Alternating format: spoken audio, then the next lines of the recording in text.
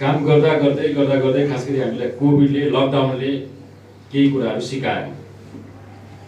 यहाँहरू संलग्न भएर ट्रेनिङ दिँदै हुनुहुन्छ। 14 किसिमको तालिम महिलाहरूलाई हामी दिँदैछौँ। त्यसमा करिब 1000 महिलाहरू सहभागी हुनुहुन्छ। त्यो एउटा किसिमको तालिम हो, सिप विकास तालिम। र करिब हामी 600 मान्छेहरूलाई ट्रेनिङ दिन्छौँ। 300लाई बिना धितो बिना ब्याज ऋण उपलब्ध गराउने हाम्रो योजना भएको त्यो तालिम चाहिँ हामी 600लाई दिउँ भन्ने अभियानमा छ। त्यो चाहिँ ILO सर्टिफाइड ट्रेनरहरू फेसिलिटेटरहरूले दिने ट्रेनिङ हो, उद्यमशीलता विकास तालिम। त्यो एउटा प्याकेजमा को साथीले कुरा उठाउनु भएको थियो। त्यो चाहिँ बिजनेसै कसरी गर्ने भनेर सिकाउने हो साथी। जेनेरेट योर बिजनेस भने 2 दिन, स्टार्टेड बिजनेस भने 2 दिन, फाइनेन्सियल लिट्रेसीको कुरा छ। र त्यो उद्यममा व्यवसायमा लाग्ने साथीहरूलाई हामी 1 वर्षपछि फेरि इम्प्रुभ योर बिजनेस भनेर how to promote marketing management के गर्ने हो भने फेरि हामी पछि त्यहाँ जोड्छौँ। त्यो किसिमको राष्ट्रिय युवा परिषदसँग हाम्रो सम्बन्ध पनि छ। त्यो एउटा स्ट्यान्डर्ड प्याकेज छ। हामीलाई समस्या के भएको थियो भने 300 युवालाई हामी दिने, तर एप्लिकेसन माग्दा बहुत धेरै आयो, करिब 1100। 300 कसरी छान्ने भन्नेमा हामी एकदम अलमलमा पर्यौँ। अमुक पार्टीका कोटा छुट्याएर छान्ने हो कि मेरो वडा अध्यक्षलाई भाग लगाएर छान्ने हो कि वडालाई बराबर गरेर वडा अध्यक्षले छानेर ल्याउनुहोस् भन्ने हो कि पनि थियो। 1100 मा 300 छान्नु छ, 300 खुसी हुन्छन्, 800 त रिसाउँछन्, नारा जुलुस गर्छन् तिनीहरूले। फेरि समाज त हाम्रो यही हो। फेरि यसमा संयोगले एक दिन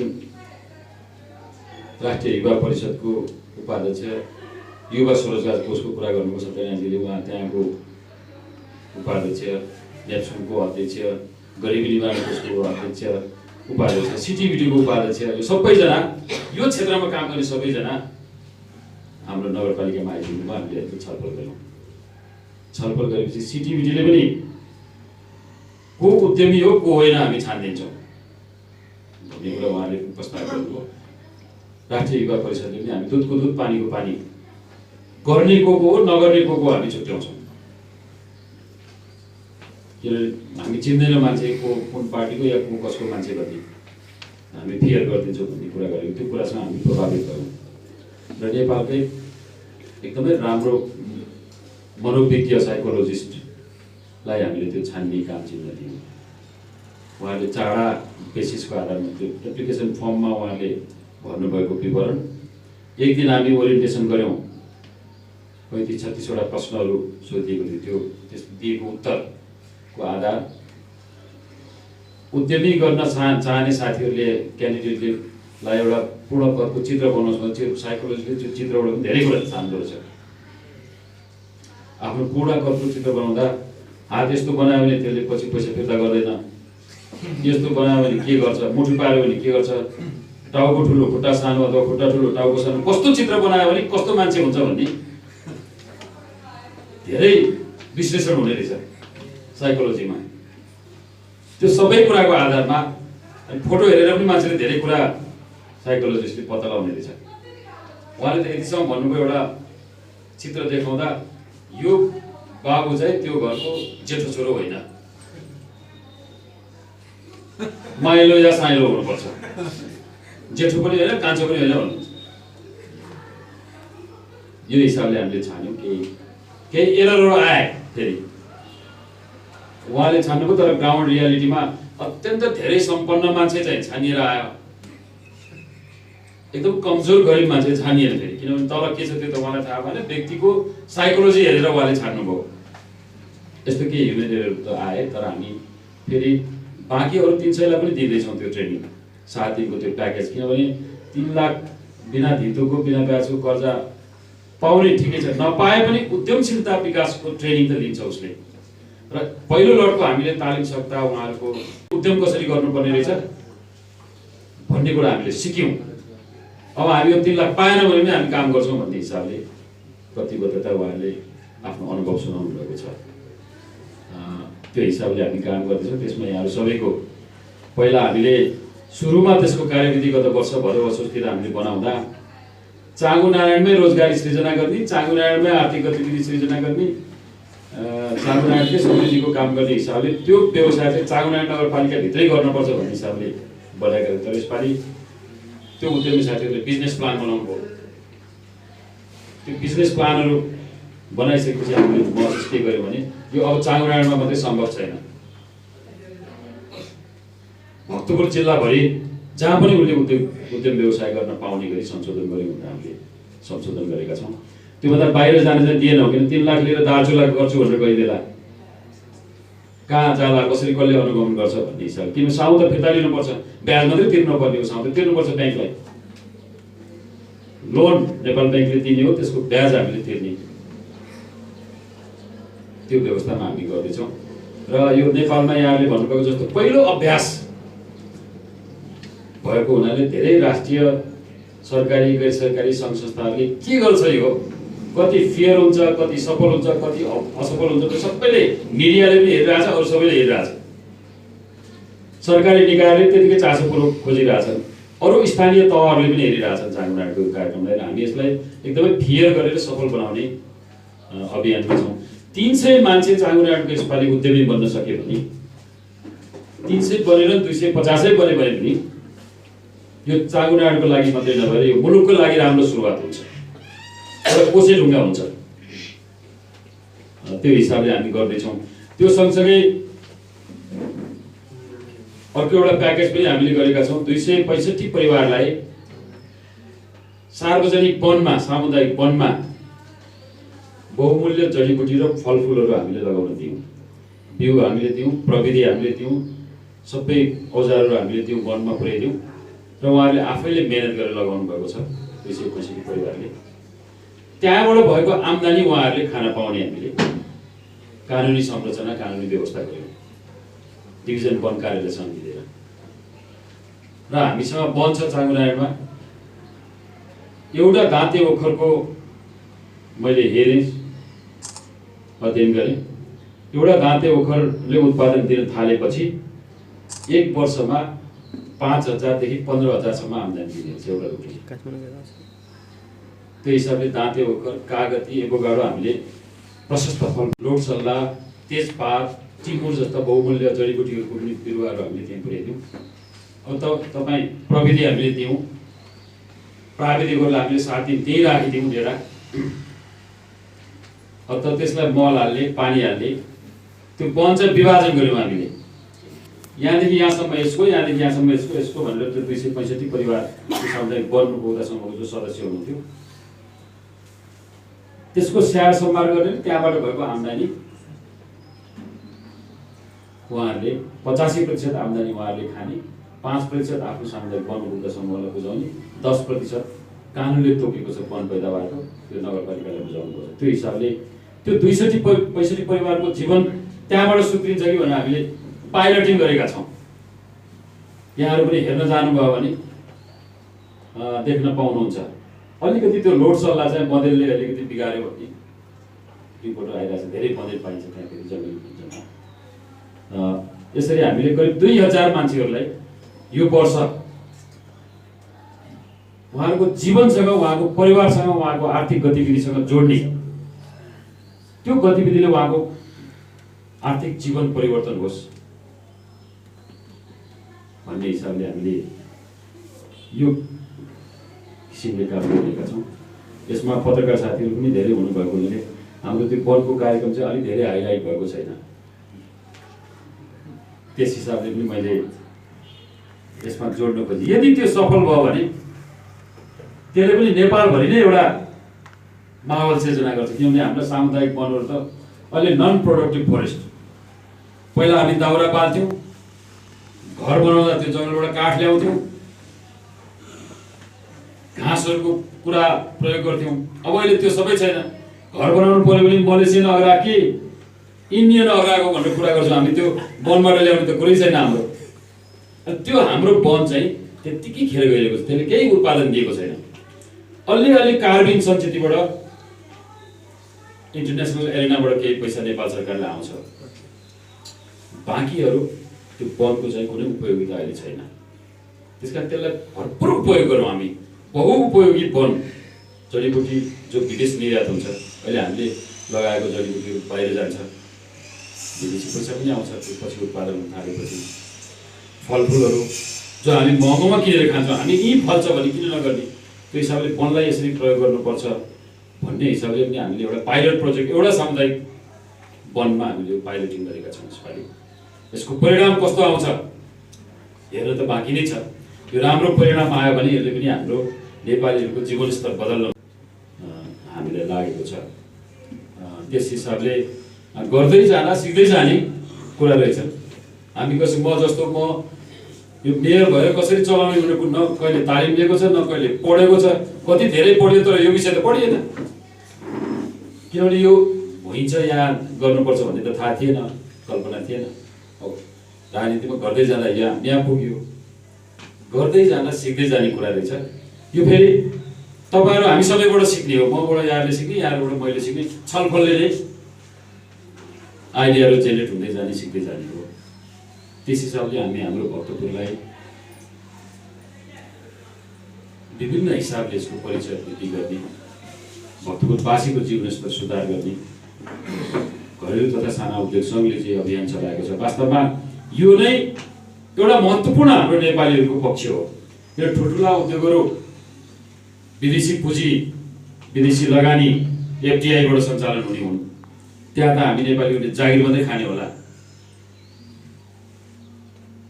हाम्रो आर्थिक समृद्धि, हाम्रो आर्थिक उन्नति हाम्रो लघु र घरेलु उद्योगबाटै सम्भव छ। त्यसलाई नै हामीले फोकस गर्नुपर्छ, यसैमा ध्यान दिनुपर्छ र यसको नयाँ नयाँ क्षेत्रहरू पहिलाउनु पनि पर्छ। हामी अहिले नेपाली चाहिँ कस्तो जाति छौँ भने एकजनाले एउटा काम गरेर धेरै पैसा कमायो भने जम्मै फेरि त्यसैमा लाग्ने, धेरै दिँदै जाने, सबै त्यसैमा लाग्यो भने त्यो फेरि सफल हुँदैन सबैको।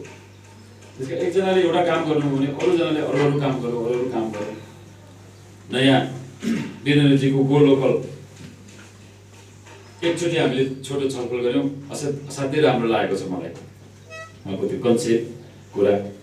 त्यसमा पनि हामी चारवटा नगरपालिका पार्टनरसिप गर्न चाहन्छौँ। त्यसलाई अगाडि बढाउँ र उत्पादन भएको चिजहरू मैले अघि भने जस्तो 1 वर्षपछि हामी इम्प्रुभ योर बिजनेस भनेर फेरि ट्रेडिङ सञ्चालन गर्छौँ।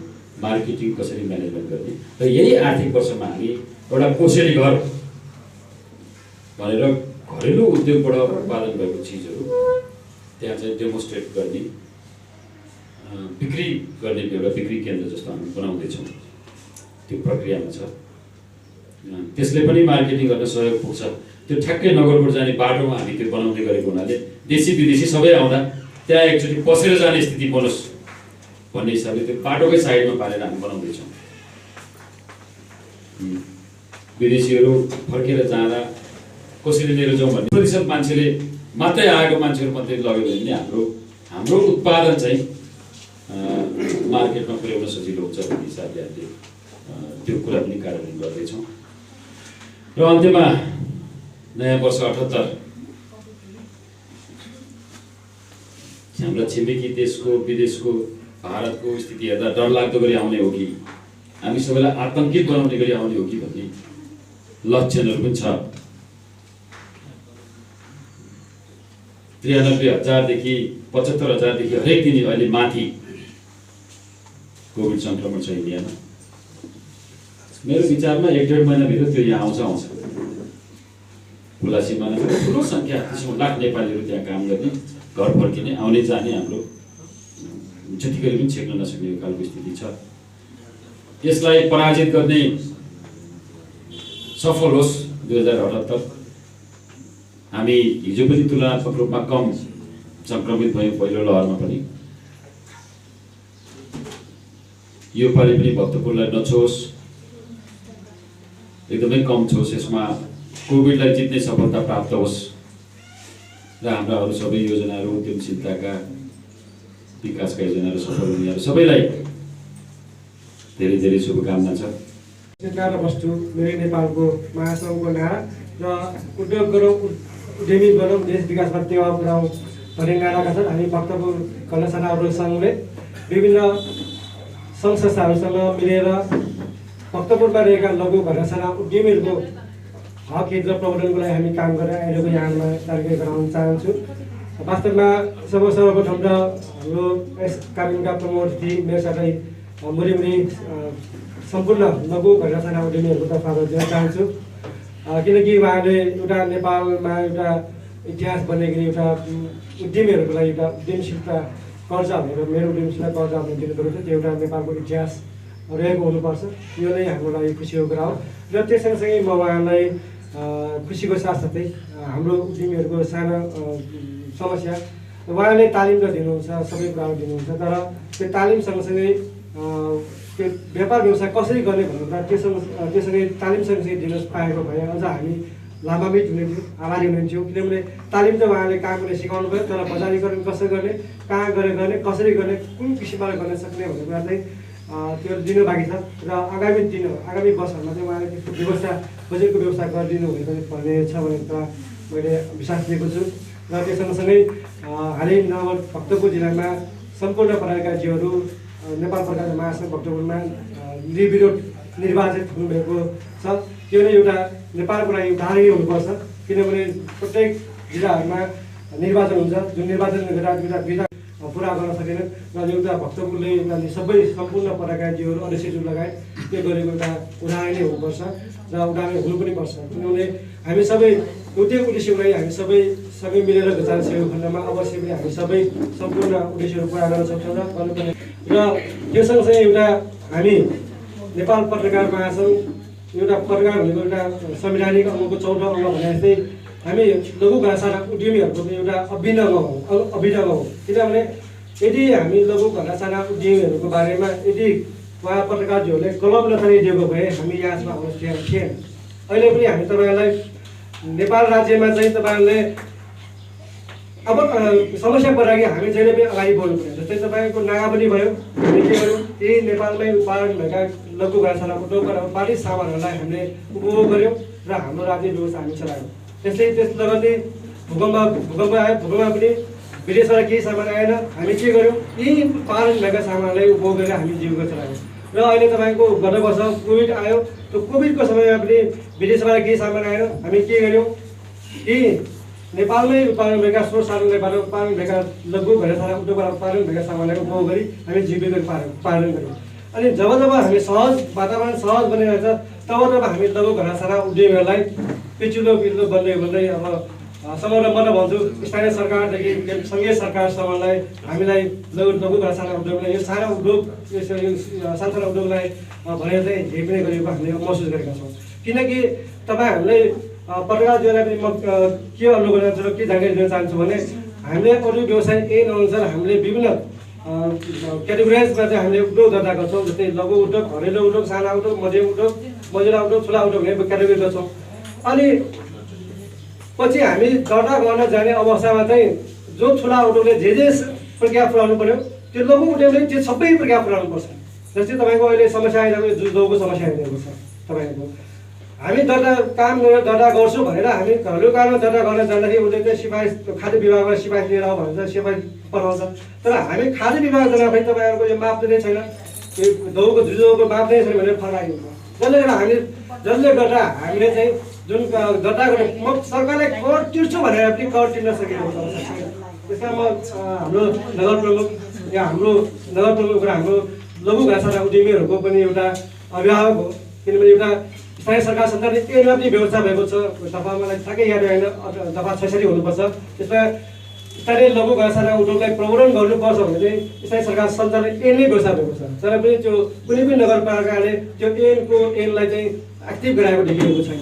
त्यसकारण अब यस्ता समस्याहरू गर्नुहुन्छ र उहाँले पहल गरिदिनुहुन्छ र त्योसँग चाहिँ पत्रकारज्यूहरूले पनि यस सम्बन्धमा चाहिँ आफ्नो कलम चलाएर चाहिँ हाम्रो लघु घरसाना उद्यमीहरूको उत्पादनलाई चाहिँ प्रवर्धन गरिदिनु हुनेछ भन्ने कुरा मैले विश्वास दिएको छु। किनभने यदि पत्रकारज्यूहरूले यस्तो यो बारेमा कलम चलाइदिनु भयो भने जबसम्म स्थानीय सरकारदेखि सङ्घीय सरकारसम्मको कानमा जबसम्म समस्या पुग्दैन, जो नीति निर्माण गर्ने ठाउँसम्म जबसम्म यो पुग्दैन तबसम्म हाम्रो समस्या समाधान गर्न सकेन र यो लघु वा साना उद्यमीहरूको बारेमा यो अगाडि बढाउन सकेन।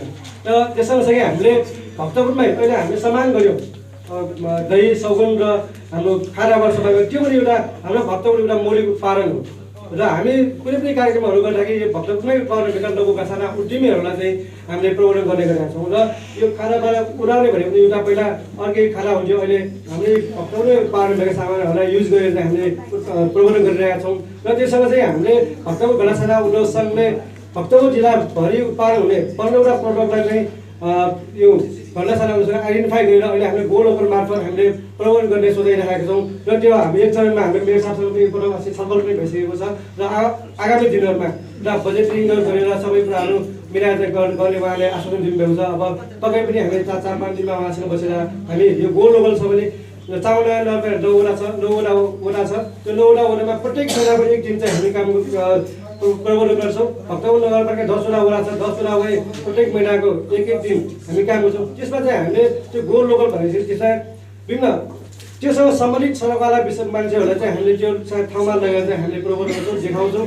यो घरमा लोकबाट उत्पादित सामानहरू यसो छ र तपाईँहरू भक्तपुर आउँदाखेरि भक्तपुरभन्दा बाहिरका मान्छेहरू भक्तपुर आउँदा चाहिँ चाहे चावलमा जाओस्, चाहे सुर्नामा जाओस्, चाहे भक्तपुर जाओस्, चाहे मधेपुर जाओस्, कुनै पनि ठाउँमा जाँदाखेरि चाहिँ भक्तपुरमा उत्पादन भएका उत्पादनलाई चाहिँ एउटा मायाको चिन्हको रूपमा लिएर जाने सकोस् भन्ने हिसाबमा चाहिँ हामीले यो कार्यक्रम गर्न खोजेछौँ। र त्यसको लागि हाम्रो मेयर साहबले मलाई विश्वास छ, उहाँले यो बारेमा हाम्रो बजेटमै व्यवस्था गर्नुहुन्छ र उहाँले हाम्रो भक्तपुर घडा साना उद्योगसँग सहकार गरेर यसलाई एक्टिभ गराउने हुन्छ भन्ने विश्वास दिँदै पुनः नेपाल घडा साना उद्योग महासङ्घ भक्तपुर जिल्लाका शाखाका अध्यक्षज्यू लगायत समुद्र पदाधिकारीज्यूहरू, सदस्यज्यूहरू र हाम्रो विशेष मेरा पत्रकार मित्रहरू, साथै सम्पूर्ण महानुभावमा यो बिहानीमा हार्दिक नमस्कारको अभिवादन गर्छु। नमस्कार।